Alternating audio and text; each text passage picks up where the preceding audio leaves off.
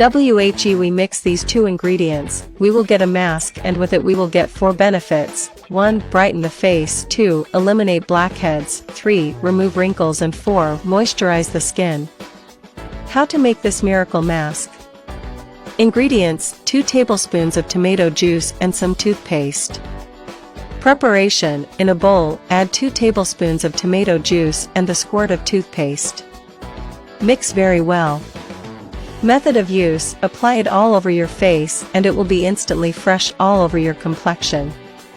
Leave it on for 5 to 10 minutes, wash your face as normal and use the face cream, which can be repeated every 4 days. I guarantee that your skin will look 5 years younger.